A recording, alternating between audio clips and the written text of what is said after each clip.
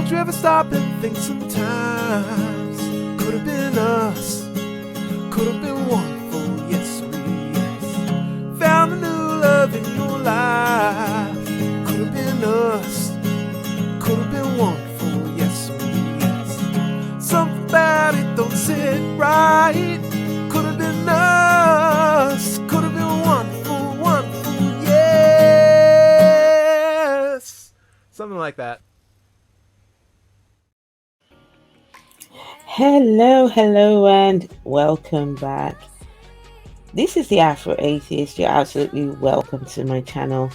And yes, guys, the Church of England.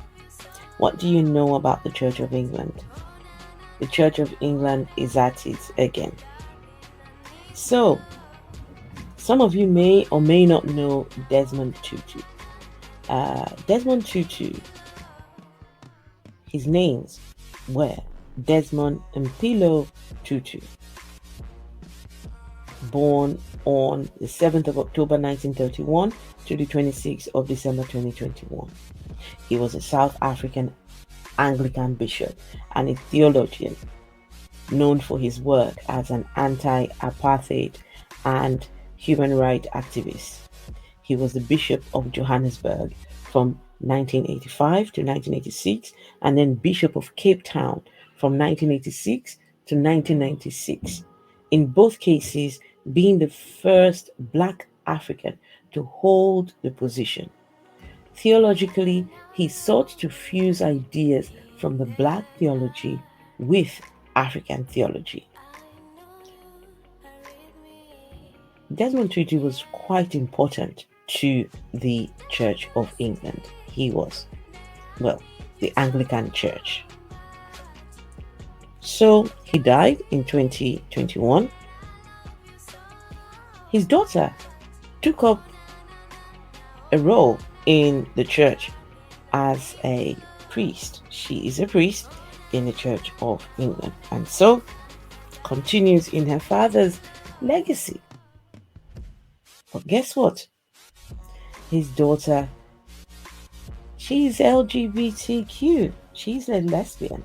She's married to a woman. She's happy. But because the Church of England still don't support the LGBTQ, there have been issues. The Church of England, they have banned Desmond Tutu's daughter from conducting her godfather's funeral because she is married to a woman. Martin Kenyon, who died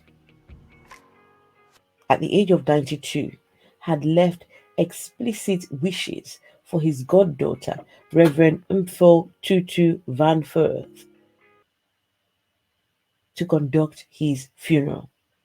But the request from his family to hold the ceremony at his local church in Shropshire, England, was turned down by the Diocese of Hereford because the daughter of the Nobel Peace Prize winner is in a same-sex marriage. In an interview recently with CNN, Tutu van Furth said Kenyon's daughters had planned to hold the funeral at St. Michael's Church and in the village where he lived. His house in Shropshire was next door to the church, and he had been a member of that parish for 30 years. Same-sex weddings were made legal in England and Wales in 2014, but the Church of England's stance is against it, and its ministers cannot carry out or bless such ceremonies. In a statement that they made to CNN, the Diocese of Hereford, in which the church is based, said, "We acknowledge this is a difficult situation. Advice was given in line with the House of Bishops' current guidance on the same-sex marriage." Tutu van Furth, she was ordained in the U.S. Episcopal Church in Alexandria, Virginia in 2004, and the Episcopal Church which, like the Church of England, is part of the Anglican community, allows its clergy to enter into same-sex marriage. Tutu van Furth said she felt the time has come for the Church of England to move with the times, and I agree. But she added that the church moves at the pace the church moves. I don't know when it gets to be enough people who have been abandoned to their grief, or when it gets to be enough people who have suffered enough pain that the church changes. But there will be a moment. Rather than entrust the funeral services to someone else, the Kenyon family opted to hold it in a marquee in the garden of the vicarage next door. The children felt that it was more important to honor their father's wish with regard to the funeral, and so we had a beautiful funeral liturgy at a marquee in the garden. Kenyon, who was interviewed by the CNN back in December 2020 when he became one of the first people in the world to receive the COVID-19 vaccine, had been a close friend of Tutu van Furth's father. Archbishop Tutu was ordained in the Anglican Church, and that's where he met Kenyon. And Kenyon went on to become the godfather of Desmond Tutu's daughter. Tutu said, "My parents arrived in London in 1962. My father arrived before my mother, and my father and Martin became real friends. Martin met my mother off the boat from South Africa, and when I was born in 1963, my parents asked Martin to be my godfather. My mother said it was Martin who was the person who was most responsible for my parents ever getting to feel at home in the UK. His personal claim was that he fed me my first meal, a teaspoon of champagne." The decision to prevent Tutu van Furth from holding the ceremony in the church was branded homophobic by her wife, Marceline Tutu van Furth, a professor in pediatric infectious disease in the Netherlands where the couple live.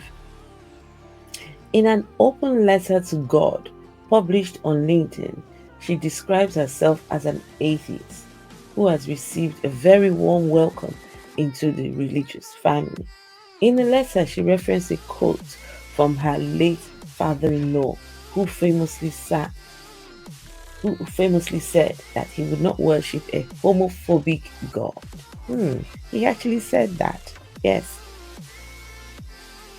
Desmond Tutu said he would not worship a homophobic God. What an awesome man. And he added, "My request to you, please help the people of the Church of England who definitely are homophobic to clear their minds and allow any clergy person to marry any person they respect and love." So guys, it is my opinion that the Church of England is homophobic in this particular instance.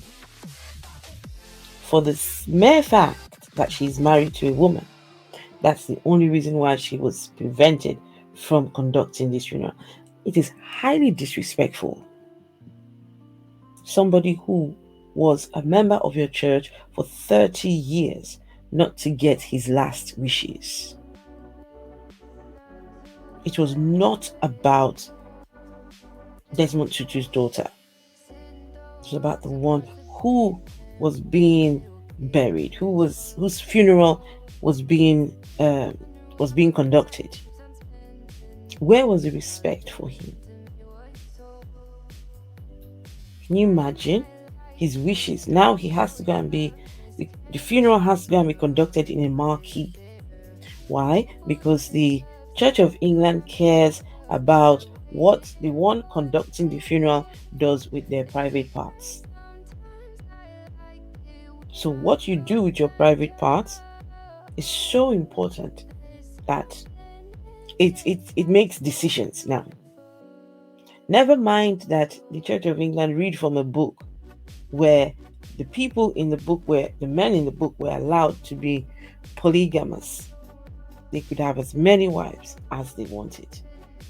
Never mind that they read from a book where the wisest person in the book had 700 wives and 300 concubines. No, never mind about that. Never mind that the one in the Bible that they consider as the man after God's heart, he killed someone's husband just because he wanted to have the woman. Well, he got the man killed. Never mind that they read from a book where it's God impregnated a virgin girl,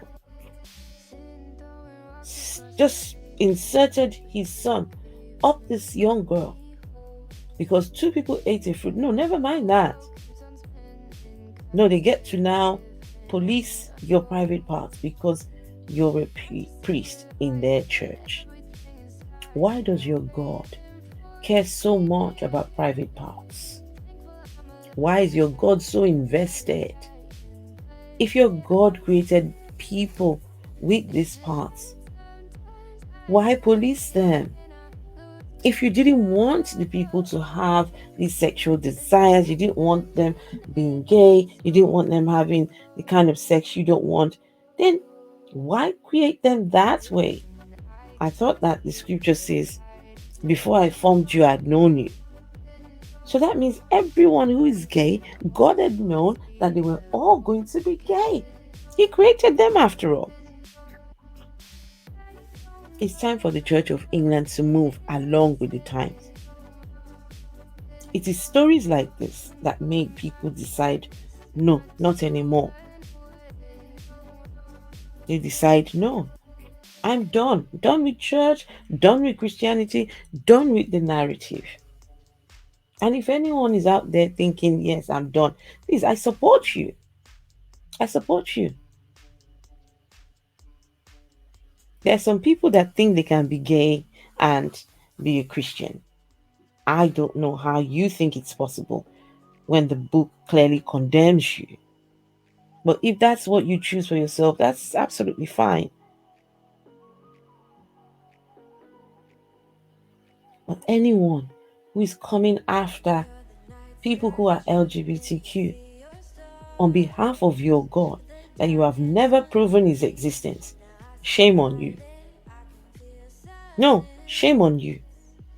Your imaginary God somehow now gets to dictate how people should live their lives in our present reality. You couldn't even accord the man Kenyon just accord him that respect. You disrespect the man because of your imaginary God.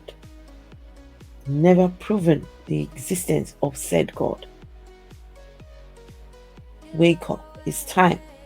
It's time for the Church of England, the Anglican Church, to get a grip. They are losing members every day. They are losing they are struggling to fill their churches. Struggling to manage, just, to get people in. And you wonder why. Most of their churches are being shut down. Shut down and sold to the highest bidder. They now turn those buildings into there was one near where I live here. Is it the Buddhist or Sikh? The Buddhist or the Sikh. They bought it and they're using it now for their own version of gods.